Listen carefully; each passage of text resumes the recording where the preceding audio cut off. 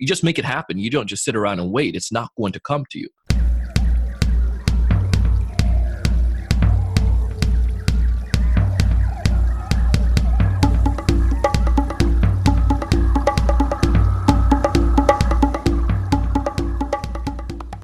What is up? Welcome back to the Wild Business Growth Podcast, presented by Hippo Direct. This is your place to hear from a new entrepreneur or innovator every single Wednesday morning who's unleashing creativity to grow their business. I'm your host, Max Brandstetter, digital marketing dude at Hippo Direct, and you can reach me at max@hippodirect.com for any help with podcasting or digital marketing. This is episode number 47, which happened to be my football number sophomore year of high school. And today's guest is Donald Kelly. He's the sales evangelist. He started the podcast, The Sales Evangelist, and founded a company around the podcast, and he's now produced over 1,000 episodes.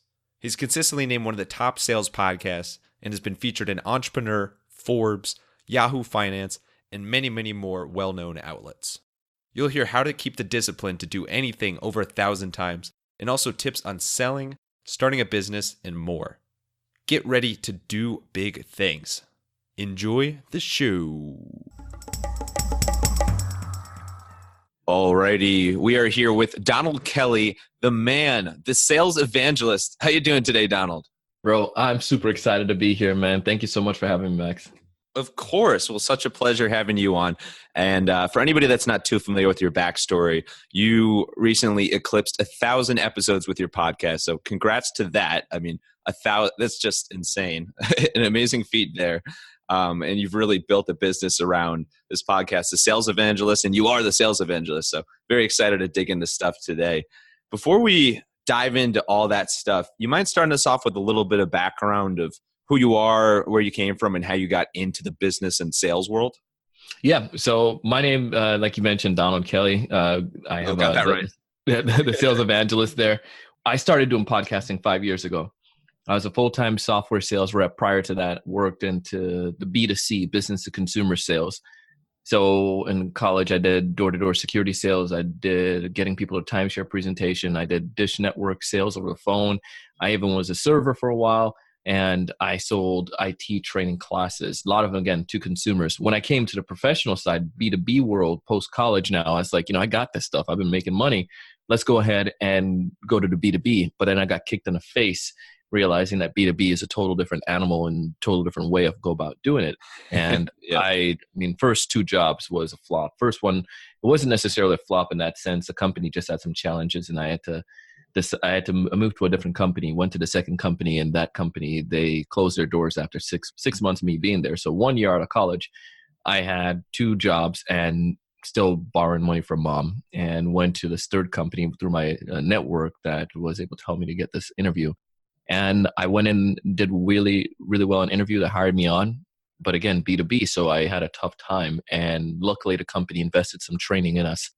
And they spent that $7,000 or $5,000 to $7,000 on me. But I'm telling you, they got that maybe 20-fold after time by time it was done. Because Not a bad investment then. Shoot.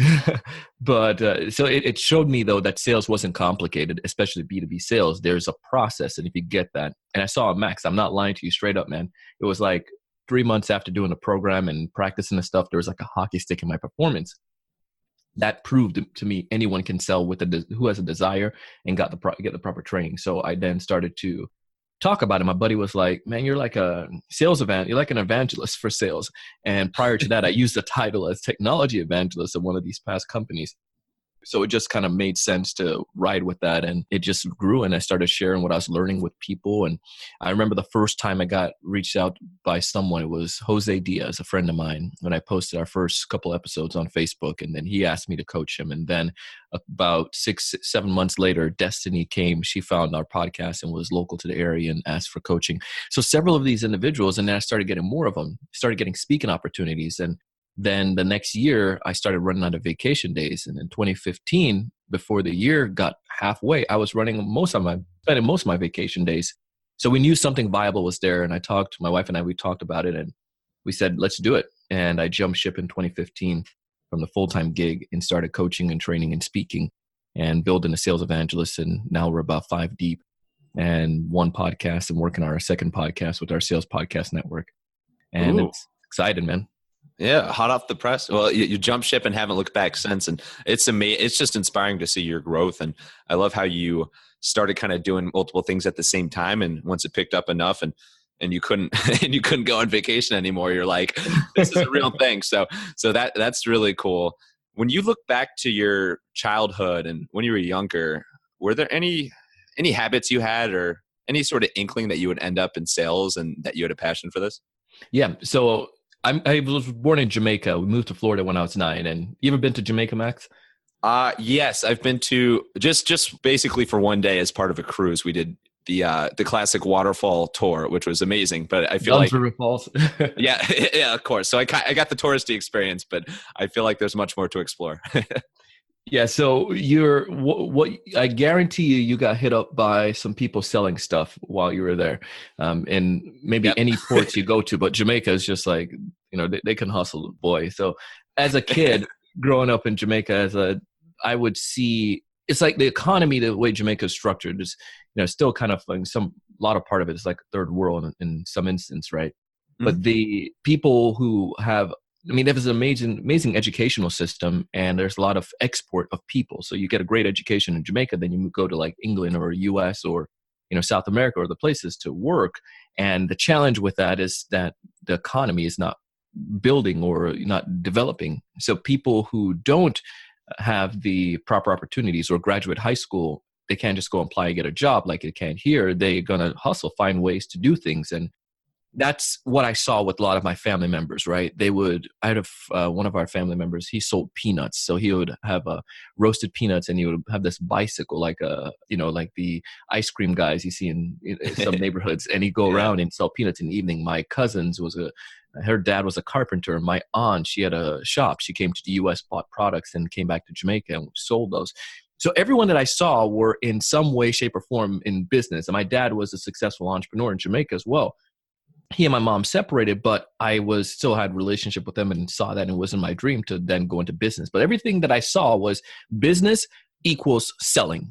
So from my roots as a kid, I remember getting mangoes and trying to sell them in the front yard, or getting cookies and putting them in little baggies and trying to sell them. I had that hustler's mindset. That's how you make stuff. You just make it happen. You don't just sit around and wait. It's not going to come to you.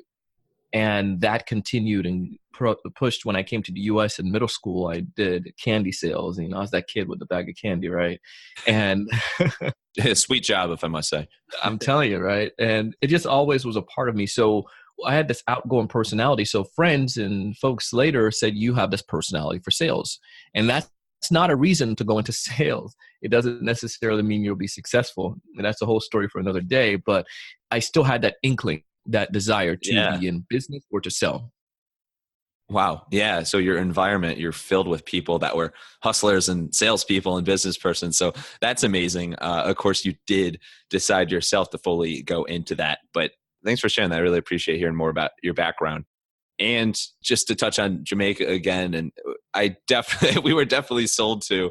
I think of coming off the cruise, there was a lot of pictures to take pictures and with people with iguanas and birds on their shoulders and things like that. Also, I think it was me, all my cousins and aunt and uncles were in this giant van going to the waterfall, and some guy sold us a ton of Red Stripe. So there was I know what you mean, but it was a fun trip nonetheless.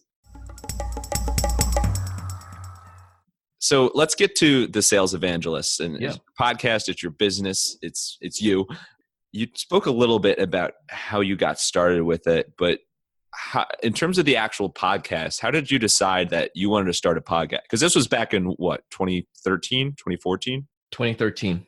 2013, right? So now, 2019, we're seeing this big podcast boom, and it's been increasing over the last several years. But back then, that's even podcasting looked a lot different back then. It was gaining popularity, but it's a totally different world now. How did you decide to start a podcast back then? Yeah. Are you familiar with Podcast Movement? Of course. Yeah. I'm going later this year. Sweet. So we'll meet in person. So I'm the MC for Podcast Movement. There we go. The reason why I'm the MC, Jared Easley is one of the co-founders. Yep.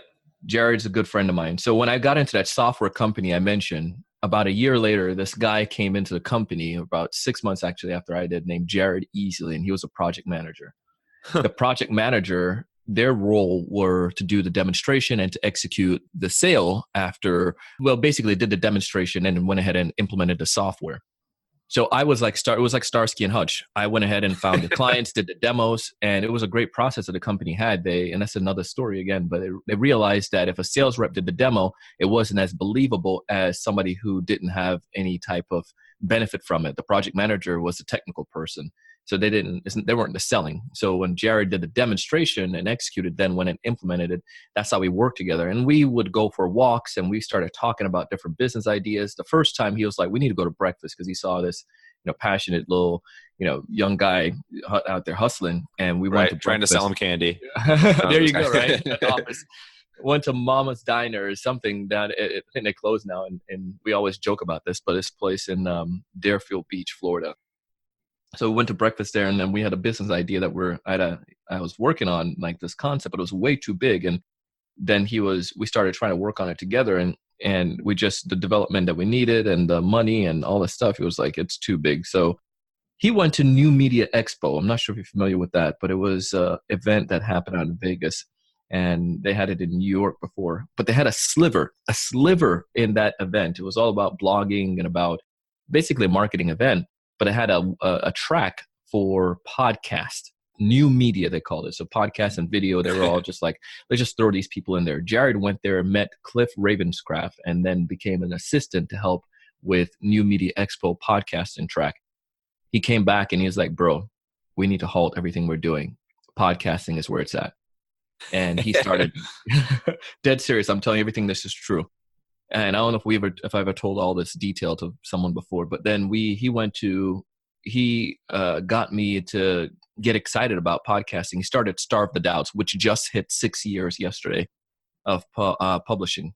Wow. So Jared came back and then he was like, bro, so we would go out, leave the office and go for lunch around the corporate park that was our, where the corporate offices were, a bunch of buildings there, and walk around the lake and just, brainstorm ideas and talk about shows and different things. And that's where one day we started talking about me coming on his podcast and do a segment about sales. I did about 3 segments or 2 segments. Then he was like, you need to do your own. And that's how the name came. We were talking, and that's where Evangelist came from. So is he the one that called you that in the first place then? Yeah. So he was like, I used the term technology evangelist before. Right. Previous company, I had it on my business card because I got the term from Guy Kawasaki, who. Right. Yeah. Yeah. He was Apple's chief evangelist. Yes, exactly. Yeah. So when I read about that in college, I was like, that's the first time I ever heard that term used besides church with business. And I was like, that's kind of cool. It's a very passionate word when you think about it. Imagine somebody who's an evangelist for a brand. So that was my technology evangelist role as opposed to sales rep. And I'd mentioned that to him, and then he was like, no, you're like the sales evangelist. And that's when we started to develop that. And I ran with it, went ahead and got the domain, and luckily it was available. And then started the show, and I started a video. My first thing was a video in April of 2013. And then later on, it took me for about that rest of the year before I actually jumped on the horse and actually pushed and did it. And then it was end of 2013. I said, I'm going to pull the trigger, and did it. The first few podcasts I listened to were, I was hooked on Seth Godin's Startup League. He had a little podcast, or it was just like a weekend that he did with some entrepreneurs and turned into a podcast. And then Pat Flynn's and Jared. So those were introductory. So that's how it started, the introduction to it. And Jared later on, about a year so later, after New Media Expo, he saw, after I went to my first one, he saw that that podcasting was continuing to develop. And when he and Dan and Gary Leland and I forgot the other gentleman's name, got together in Vegas, and they were like, we should do an event solely for podcasters. And then that's where they did a Kickstarter. And I remember walking around the lake, the corporate park that morning, and we were talking about it. And he was like, we're going to do it. He's like, John Lee Dumas, Pat Flynn, they'll be in. Michael Stelzner, Cliff Ravenscraft. He's like, these were like the godfathers of podcasting at that time. He's like, it'll be great. We can do this. And John, would speak and the stuff. So it was in Dallas, Fort Worth. So I remember when I first pledged, and, as a buddy of mine, so he's like, you're a speaker. Would you be willing to host? So this has been my 6th year hosting the event. So that's why I'm a part of podcast movement. I don't get the big money like those guys. They're the ones who found it. I'm just a hired gun that come in and MC the main stage and assist in ways. So I'm lucky. Go back to this idea. Do you believe in luck? I don't necessarily believe in the luck in the sense that you just sit back and you get lucky. I believe luck is the meeting place of opportunity and hard work. Because go back to this, if Jared had not seen something in me as a hardworking teammate, when we're working together, he probably wouldn't want to go and have lunch and to come talk to me and to share these ideas and to bring me on his podcast. So I was fortunate again for the opportunity, and then the fact that I did hard work, and then even think about it from April to December when a podcast launched. That was 8 months there or something like that, 7 months. I still dragged my feet. I still had my fears and my doubts, right? And I think so many of us have those fears and doubts that pull us back from taking action, whether it's to send out a marketing piece, or whether it's to create a piece of content or redo our website, or whatever marketing strategy. We hold ourselves back in fear about it. What would the world think of it? But you just got to do it. But I was then able to put the work in, get the right help, and led to starting a podcast. And again, I feel fortunate. My show, we started doing a list, Max, of all the places we've been mentioned. And I think we're up to maybe 80 something different blogs or sites or articles that's mentioned the sales evangelist. And again, we're like the godfather in the sales world up there with sales crazy. The sales father, the sales godfather. Yeah, because we started early on in the podcasting space, and we're again just really fortunate. Yeah, it's amazing what you've done. I didn't realize you had such close ties to Jared and Podcast Movement. That's so cool. And for anybody that's not familiar, Podcast Movement is growing every year, and it's now the world's largest gathering of podcasters. I almost said of godfathers, of podcaster. So I cannot wait to go later this year. So we'll be sure to meet up then. Bro, excited. Yeah. So for your podcast in particular, over 1,000 episodes, you've had some tremendous growth over the past several years. What's the biggest thing you can point to that's helped you grow your podcast and your listener base over the years? I would say there are a couple things. The biggest so let's pull the curtain back again. It's opportunities, right? Getting in the right place, the right time, and the hard work. I would say you have to produce good content, and that's the given. Definitely. You really do have to. For me, I believe in a concept called edutaining, right? Edutaining is education and entertaining. People love to be entertained, then they like to be educated. So that's why we like stories. Stories are entertainment. But if I can educate you in the form of a story, that's even much better. Thus, we have movies and inspirational movies, things like that. When it comes to the podcast, it's no different.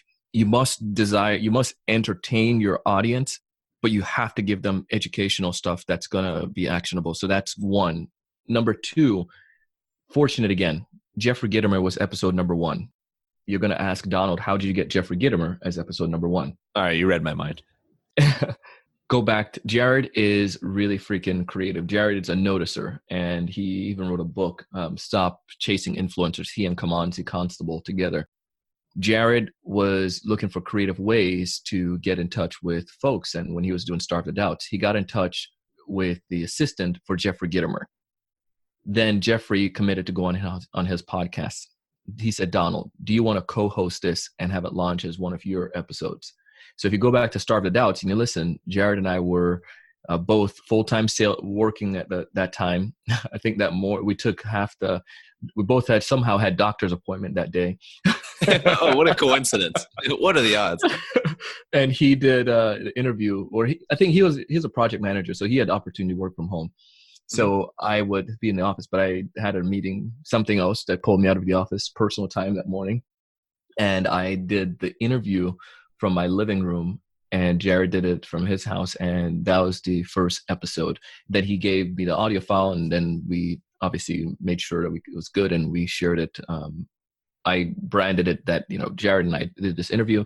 And if you go back and listen to it, Jared's on that podcast. So someone once listened to our show and mentioned how it's co-hosted by Jared easily. And Jared, we're like, no, it was one episode. So they only listened to episode number 1. You got the wrong idea. I actually listened to that one earlier today. It is pretty cool. Yeah.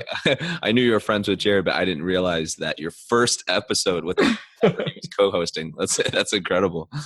So it was fortunate for Jeffrey to bring on somebody like Jeffrey at the very beginning, because then that gave us a little bit of oomph or a little bit of boost right away. So Yeah. when people went and knew, into a podcasting feed and saw a sales podcast with Gittimer, who's a recognizable name, that helped.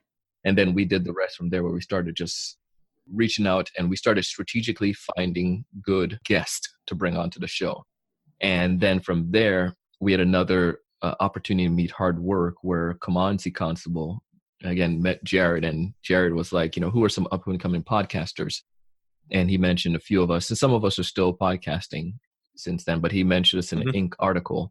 An entrepreneur article. And the entrepreneur article it got repurposed into a Yahoo Finance article and a Huffington Post article.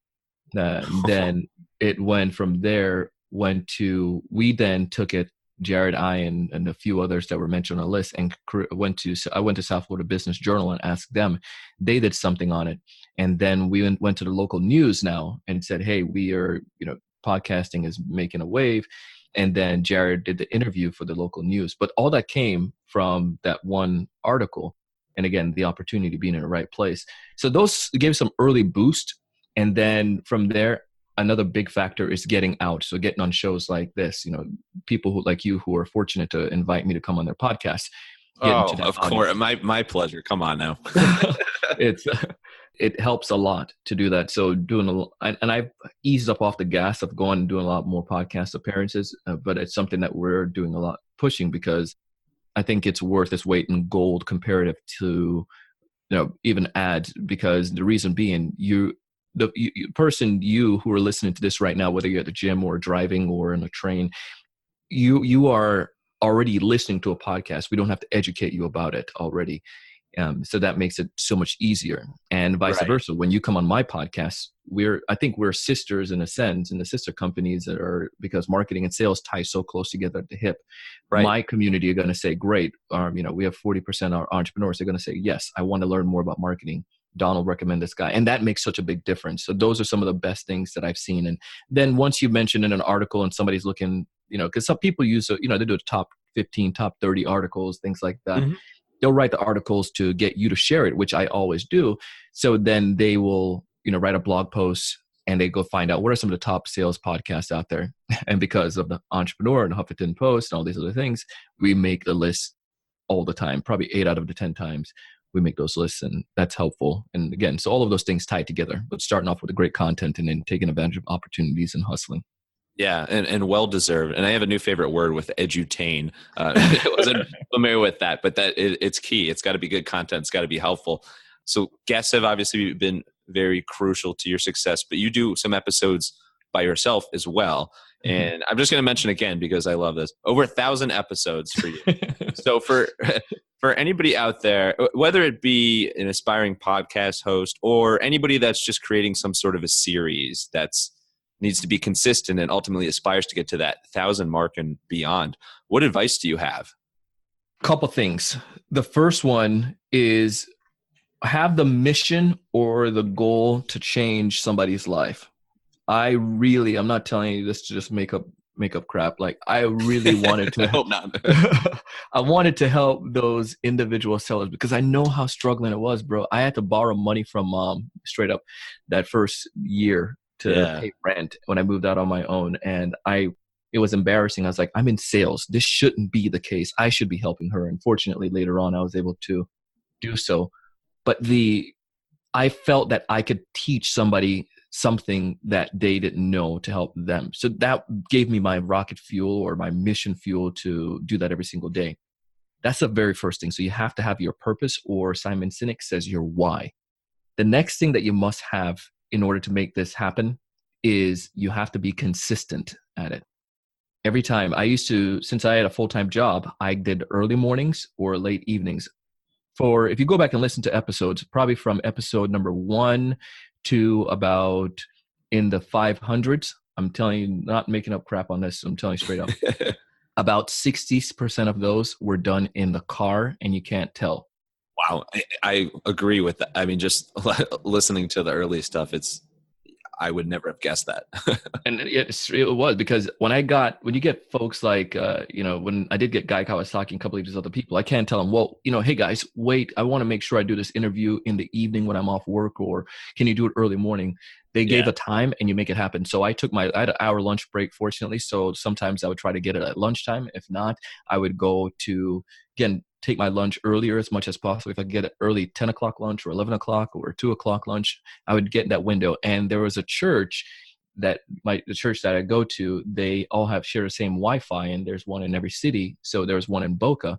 So I parked outside the church underneath a tree, and I could pick up the Wi-Fi signal. So I tested it before.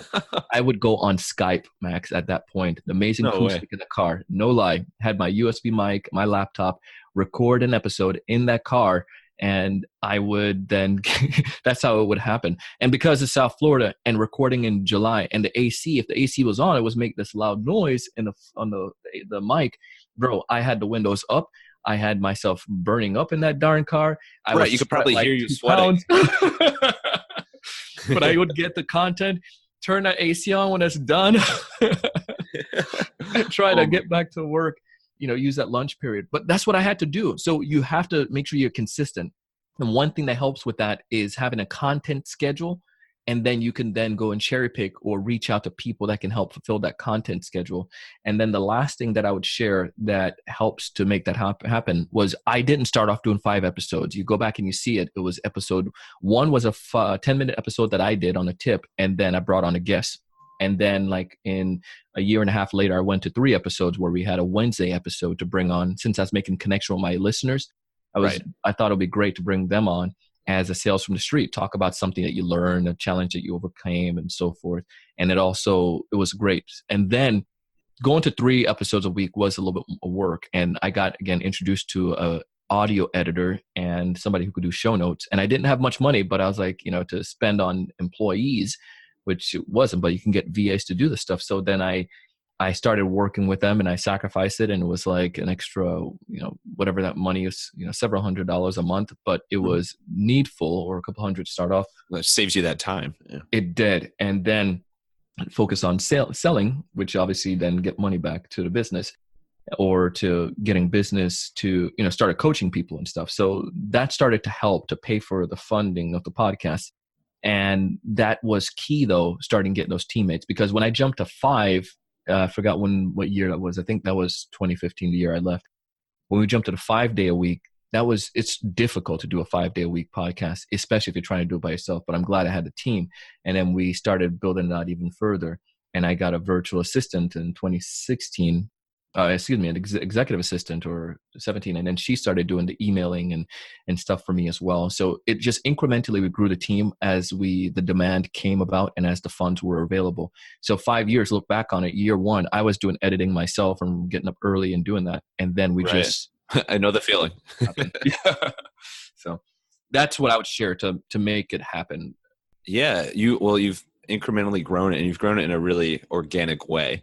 And you mentioned monetizing there, which is a big challenge and a desire for a lot of podcasters, and of course, a need for business owners as well. What is the biggest way nowadays that you monetize off your podcasts and the other elements of your business?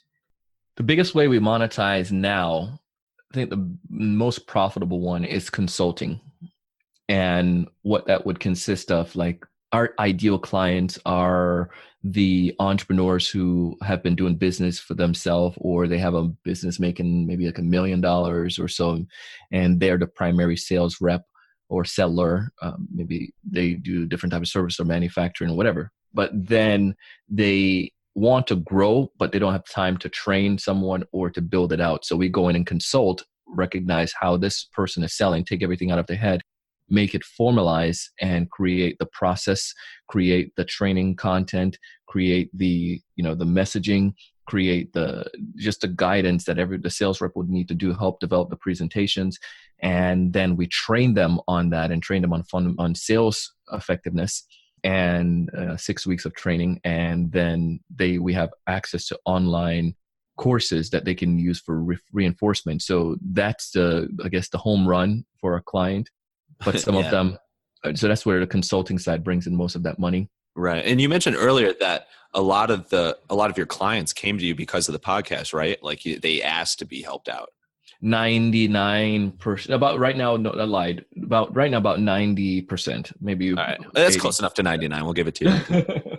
So yeah, they come through the podcast, and now we're having referrals through like agents or organizations that we know of that we've partnered with, and that's another way. So that's the biggest one. The second one is revenue from speaking, and then the third market would be coaching, and then online products and podcast sponsorship. Oh, there you go. So you got several different revenue streams there. Yeah. And it's a beautiful thing to see it grow and have a bunch of different arms to it. Yeah. Hey, Wild listeners. Have you been wanting to start a podcast for yourself or your business, but didn't know where to start? Or do you have a podcast of your own, but you're struggling with the time commitment? I'd love to help. Shoot me an email at max@hippodirect.com with any podcasting questions you have. I'm also happy to jump on a 30-minute call where we can discuss your idea, planning, production, promotion, and other elements of the podcasting world. Let your podcast run wild. I want to touch on sales. Mm-hmm. Shocker, right? So sales, we got the sales evangelist here. You're a sales expert. You're a sales evangelist. You know a thing or two about it from your own experiences, but also from the connections and amazing, mentors you've had in the sales world. Just when you take a step back and look at the skills for selling, what are the biggest tips that come to mind that you can share for how to get better at selling? Listening. The biggest tip when it comes towards selling effectively is listening. Jeffrey said on episode number 1, I never forgot it, people love to buy, but they hate to be sold. And for years, the way that we have been taught about selling through society, just by means of habit or just exposure to it, is that when you as a seller, your job is to get one on the buyer. Your job is to trick them or to persuade them to do something. I've learned that a good seller helps people persuade themselves. So you listen to their challenges, and in order to listen to their challenges, ask meaningful questions. If you can give me a brand new sales rep who have a passion to succeed, and they're willing to learn how to ask effective questions and to listen, I can tell you that person will be very, very successful. That's the biggest thing, because oftentimes what happens is the opposite. We bombard somebody about our features or benefits or about product or why our company is so great and all that stuff. But it doesn't matter to me about what you have or about your features and benefits. What matters to me is if you're able to tap into a problem that I have or a problem I didn't know that I have, and help me to discuss that problem. And then from there, help me to persuade myself why I need to change now, why I need to fix that. And there's a book that I recommend. It's called The Science of Selling. And another one of my favorite, The Transparency Sale. This is a pretty new one. Todd Capone just came on our show. But the idea, there are 3 main why questions. Why change? Why now? And why you and why your company? Why do the David Hofffel's The Science of Selling, he has 5 whys. And Todd, he focuses on 3 whys. But those 3 are why change and why now, why you and why your company, and then why invest the money. And the first one, a couple of the other whys in there are why, I said why you and why your company is right. Why do the investment? And then, why should I listen? But all of these things tie back down to, you as the seller, if you can ask meaningful questions, and if you could listen enough, you can answer those questions for your buyer, because every buyer have those questions in their mind. They may not say it verbatimly, you say it out loud, but when you ask the right questions, they are able to recognize, and you can answer those. The buyer should talk at 60 to 70%, and you should talk 30 to 40%. If sellers do that, again, they have no challenge when it comes towards being very successful in sales. Yeah, that's great advice. And I would add why not to the whys, because why not? Yeah, exactly. That's the sixth or fourth one there, whatever you want to call it. Yeah. What is something that you see that a lot of salespeople do wrong that you would disagree with? Well, 2 things. If I can do 2 things. One of them is that I'll let you do 2. One of them, the first one is that I feel that they give up too quick. they don't spend enough time selling. And what I mean is that your job is a sales rep. If I was to go to an athlete and, like a LeBron or, one of these top players, Steph Curry in basketball, these guys, they're giving a lot of time to practicing their craft, and not just like, it's not like, well, I'm only going to play at game time, then I'm done. And I think that's a detriment to any sales reps or to any entrepreneur. You need to make sure you're doing stuff all the time. And I've had this situation too, where, rest on my laurels, things were going well. And then all of a sudden I had to hustle like a madman to feast or famine. I didn't have a process to keep them going. So that's the first thing, is that we weren't consistently selling, or I'm, not consistently selling. The second thing that I feel that sales reps do is that is detriment to them or not being successful, really ties back again to the first thing, is that they just don't know how to listen. They don't know how to ask. And tie in with that, there's this concept that is called the unconsidered need. This comes from the book 3 Value Conversations, another fabulous sales book. But the buyer points out that the author points out that buyers have sometimes things they're aware of, sometimes things they're unaware of. If you as a sales rep understand the industry, so let's say you're in the technology industry, you do, manage IT services, and I am trying to sell to you my marketing service, I should understand what's going on in industry regarding Amazon Cloud or with small businesses and their need to have people assist them with their computer, or I should know that stuff so that I can have a conversation with you and maybe share with you something that is unconsidered, something that you haven't thought about yet as a business owner that's trying to sell your managed IT services, and how my marketing company could help you to be more effective. If I can help challenge the status quo by doing that, introducing one of those, it makes a difference again. And so added on to the first answer that I said before in a previous question, is not just, again, listening, but being able to understand what's going on in industry, to be able to ask effective questions so that I can listen to you and listen between the line with your challenges, and introduce things that you're probably not aware of that can help with my question asking, to help you to persuade yourself. And I think too many sellers just don't do that. You just show up at work and make phone calls, and I think they're going to be successful. Yeah. So you're saying we should not have earplugs in when we're cold calling in. What's that? You're saying so we should I'm not. just kidding. I'm just kidding. Oh, you got me. All right. Usually I'm the one that gets the guess. Tables have turned. And last thing here for sales. Personally, what's your favorite medium to sell? So I get, if you consider that there's face-to-face, there's cold calling over the phone, there's social media, like there's an endlessly growing number of different channels, sales channels, I guess. What's your personal favorite? Ooh, my personal favorite is, I would say, over the phone or over Zoom. Mm-hmm. Well, backup. If I can do in person, it would be in person. That's number one. But it's just the way it is right now. Like, we have clients in Europe, and I'm probably not going to see these people in person for maybe never. But the fact is, we are able to communicate via Zoom and to chat. So that's one possibility. But in person, if I'm in Florida, or if somebody in the States that I'm going to travel to, I can do those. And I love doing that presentation in person. I just love entertaining. Go back to my high school days where I did speech and debate, and I did a little bit of acting. So I love being on the stage and entertaining. So I think that's where that come from. And then the second part would definitely probably be the phone. I like to have the conversation with people. And third would be I would tie email and LinkedIn together on the third. So that's my preferences from top. I'm introducing a lot more videos in my outreach, utilizing BombBomb. And there's another one called Co-Video Tools that I recommend, but the emails are being embedded instead of sending a text email. And those are helping again. Oh, awesome. Yeah. Well, I'm not surprised, because you have a phenomenal voice and obviously a lot of experience with podcasting and, the quote unquote radio voice. So it makes sense that you like the phone so much. And obviously face to face, nothing compares to it, but it's not conceivable to fly out to Europe every single day and meet face to face with the client. Exactly. But it is amazing. It's really cool how much more connected the world has become over the past couple decades. It's incredible. Mind blowing. So let's shift gears here and talk about inspiration and creativity. So there's some stuff you've touched on already as far as some books that are very inspiring to you from a sales standpoint, as well as some of the stuff you're up to in high school. But in general, how would you describe it? What would you say you do to stay creative? A couple things.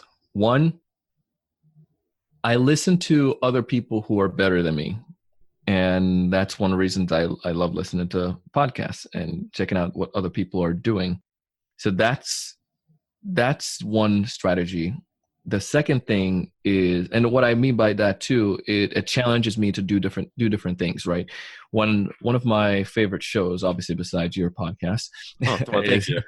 I didn't even have to make that joke. I listen to Business Wars and I listen to Startup, and then how I built this. And I started to realize there are things that these guys are doing that I could probably tweak. So it allowed me to try different things with my intros or with my podcast. And Malcolm Gladwell has his show, Revisionist.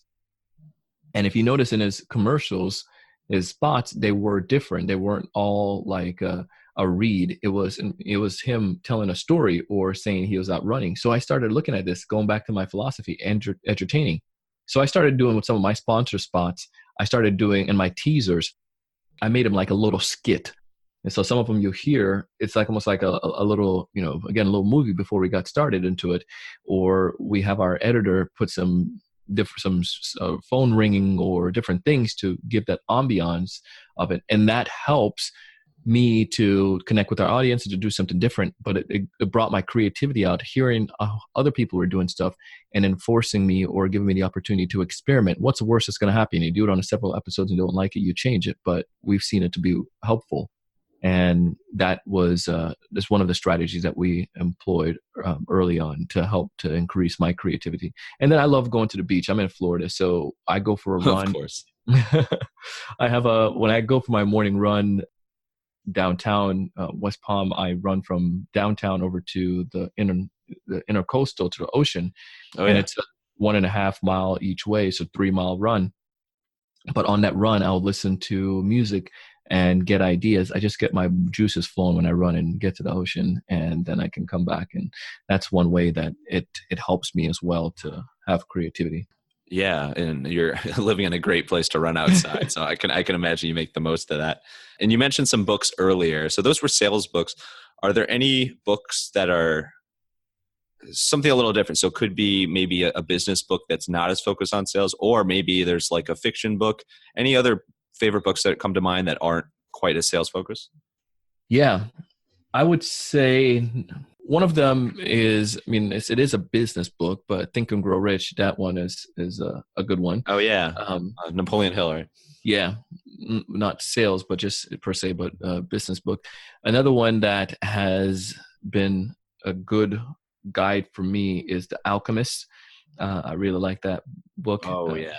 Yeah, if anyone ever read that book, shoot, do yourself a favor. It's consistently mentioned, and I'm a big Tim Ferriss fan, and in his Tribe of Mentors, it's he kind of asks these leaders what books they gift most to others, and The Alchemist is consistently among the top ones. It's amazing, man.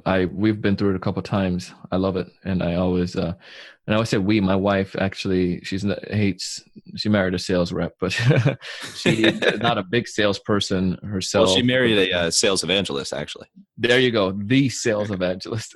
But anyway, so she loved it too, and she loves Tim Ferriss's book. We listened to it on vacation once. Oh yeah, that's awesome. Another one too, The Power of Habits. It was by Charles Duhigg. That's another fabulous book. Opens up your mind to a lot of thinking. And then all of Gladwell's books, especially David and Goliath, is another personal favorite. I need to read that one. I've read, big fan of Outliers and The Tipping Point. His stuff is awesome. I need to check out more of his podcast stuff too, because he just thinks and does research in a way that most other people don't do. It's fascinating, but so much of his stuff is just spot on. Exactly. And I'm like, right now we're thinking that, bro, this dude he's been quiet for so long, he's working on something. So I can't wait for the next book. Right. Yeah. It's going to be like a monster. So let's get to a recurring segment, a fan favorite segment here called the Wild Business Shout Out of the Week. The Wild Business Shout Out of the Week. So Wild Business Shout Out of the Week. This is where we talk about a recent ad or campaign that caught our attention. So there was something a little sleepy that you mentioned earlier. You want to talk about it a little? Yeah, man. It's Purple mattress. You've seen it. You called it. You mentioned it better than I did. You said the mattress wars right now because they're comfy, but there are wars out there. Yeah. My goodness, everybody out there is fighting for this change. And we went to an event where I spoke, and one of the COO was also Purple out in Utah. He spoke at this event as well, and we got introduced to him, and he actually went to my same school, Brigham Young University in Idaho, and we were chatting, and we're like, man, yeah, we wanted to check it out. And so we started looking at Purple, and then from there, the onslaught happened. Every ad started coming back from all different companies that I've never heard of. And I was like, okay, there's 2. Let me just check this one out. 3, 4. And I'm telling you, I was going to do an Excel doc with just keeping track of all these companies who are doing mattress now, the online mattress. And I'm like, this is crazy. And so one of them that popped up again was a Purple mattress ad. And so everyone, they can't come back and compete with just let's do mattress. Now they're doing the pillows, and they're doing some specials with the pillows. And I'm like, they're looking at what more can they add to this offering, because they started offering sheets on some of their stuff, but then now they're offering the pillows. And I think it just grabbed our eye.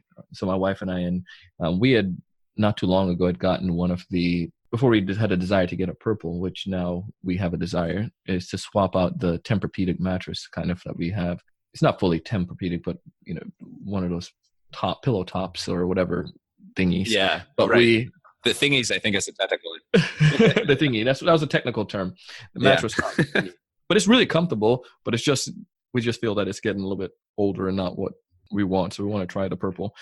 You get what you asked for, because now you have the onslaught of all the mattress ads. Mattress advertising. Mattress advertising.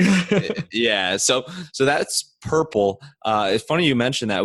One of my buddy and one of our previous guests in episode 10, Keith Weisberg, he's a global strategy lead at Google, and we talked about Casper, another mattress company. Yeah. And and that's why I bring up this point, mattress wars, because mattress companies are getting so innovative in how they're marketing. And so you obviously were kind of attacked with mattresses from a variety of angles there. But Casper, what they did, and we talk about it in that episode, is they opened an actual storefront that in the city in New York that solely had the purpose of napping.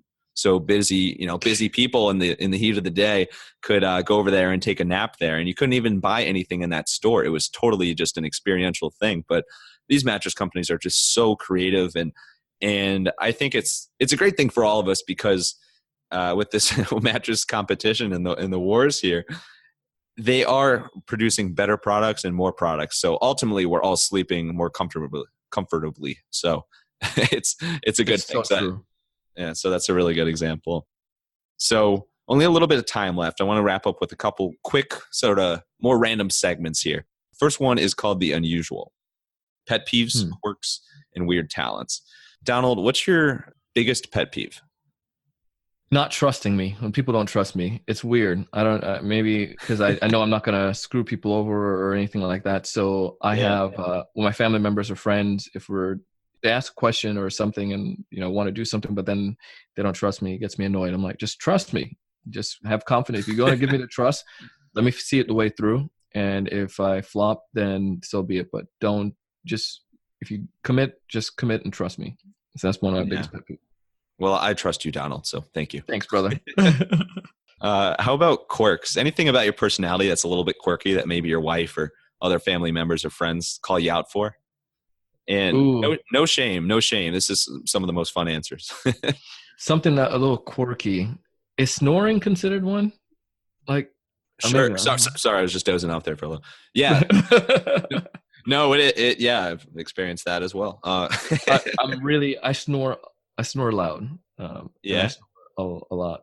So that's, at a certain point, it's impressive. So congrats. Thank you. I think I'm recording episodes snoring in my sleep. So right. And how about weird talents. So I guess your last answer kind of applies to that as well. But anything else that you're really good at, but it doesn't have much purpose. Like it's not going to grow your business or anything, but it's just kind of like maybe you're, like super flexible, or you can like say the alphabet backwards quickly, or like random things like that. Anything comes to mind? Anything that comes to my quirkiness, that talent that's not going to benefit anyone. You're useless. I am. It's like there's like nothing. I can do the chest pecs. Oh, like, where like you alternate left, right, and yeah. But I don't think that's going to get me anywhere. Yeah. Well, you mentioned you're getting more into video. I'm sure your community would appreciate that. It might be a little racy, but hey, you got to do what you got to do, right? It's all about the views. Yeah, that's a great one. Who was it? It was Ocho Cinco, Chad Johnson. I follow him on Twitter and followed him on Snapchat for a while, and he would do that all the time. And of course, he never wears a shirt, so that's how it is. But that's so funny. All right, so let's wrap up with some rapid fire Q&A here. You ready for it? Ready. All right, let's get wild.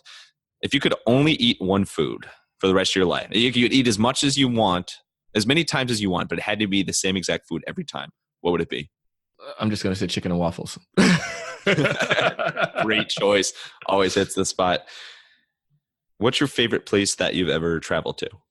Oh my goodness, there's several, but I'm going to say going back home to Jamaica to Negril. I had a feeling Jamaica might come up there as well. So you've had, I'm not sure the exact number, if you even know the exact number, but you've had several hundred guests on your show. Anybody that comes to mind that stands out that you were just blown away? And I know it's kind of like a I love all my children equally thing, but anybody that comes to mind that you were just blown away by?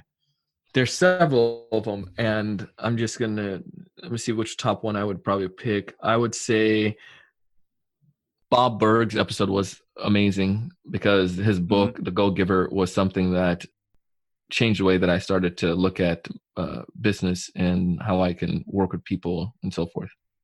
There you go. And I'm curious because people have told me they're like impressed when I remember my previous guests, like which guest it was and what episode number it was.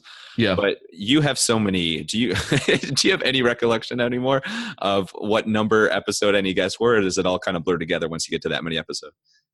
Straight up blurred. It's one blurry mess. I just know like Jeffrey was number one, but most of the others, they're blurred. There you go. And then I'm only asking this because you mentioned that you used to record in a hot car in Florida with the windows closed. How many glasses of water do you drink every day? I go by the bottles. So I would probably say maybe about 5 or 6. I think I need to drink more of the. I think you're supposed to get 8, but we won't. Oh no, that's plenty. Yeah, I think it's 8. Whatever. Well, this isn't a biology. Yeah. But so I think it's 4. So I'm going to 2 over. So I'm getting about 5 or 6 of them. So of the 16.9 ounce. Nice. Well, yeah. Respect. Fun fact first. Yeah. For my ignorance as a kid, when I grew up in Florida, it was I always saw 16.9, or whatever FL0OZ. I'm like, oh, each state have their own. So it's 15.9 Florida ounce. That's great. I never thought about that. I confused it as well. For some reason in my head, I like interpreted it as floral ounces. And then I grew up and realized that I was like, it's not like flowers in a bottle. I don't, but that's great. I grew up in Ohio, so I guess it would have been OHOZ for those. But all right. Well, Donald, this has been a blast. Thank you so much for coming on the podcast and sharing all your sales evangelist wisdom and stories there. Really appreciate you coming on. No, I appreciate you having me, man. I know that how precious it is with your audience and, inviting people to come on a show. So I'm super appreciative of you willing to have me come. So thank you. Of course. My pleasure. Yeah. Thank you again for taking the time out of your busy day. Where is the best place for people to connect with you? Oh, the best place for folks to connect with me would be go to Instagram, Donald C. Kelly, or LinkedIn, Donald C. Kelly, either one of those 2 spots. And, from there we can start partying and go deeper with other stuff. There we go. You guys know where to party. And the website is thesalesevangelist.com, correct? Yes. Yeah. Perfect. All right. Well, Donald, thanks again. And now the stage is yours. A final quote or final thoughts, however you want to wrap us up here, it's up to you. Yeah, thanks, man. I would say the final thought is my adage is that you need to go out and do big things. So often, many people regret or have regrets in life, or they don't take advantage of opportunities. And it's because they sell themselves too short. And my direction or encouragement to you is to challenge yourself every single day and just go out and do something big, do big things. Donald Kelly, the sales evangelist, doing big things himself. Thanks again, Donald. Hey, thanks, brother. Big things from Donald Kelly, the sales evangelist. Thank you so much, Donald, for coming on. And thank you, Wild listeners, for tuning into another episode. If you enjoyed this episode or are looking to get your creative juices flowing, make sure to subscribe to this podcast on your favorite platform and leave us a 5-star review on Apple Podcasts. You can also check out our creative, marketing, and business resources at hippodirect.com/blog and hippodirect.com/newsletter. That newsletter is the Hippo Digest, and it's your weekly recap of creative marketing from all around the web. And last but whoa here, not least, come say hi on your favorite social media platforms at the handles Hippo Direct and Max Brandstetter. Until next time, let your business run wild. Bring on the bongos!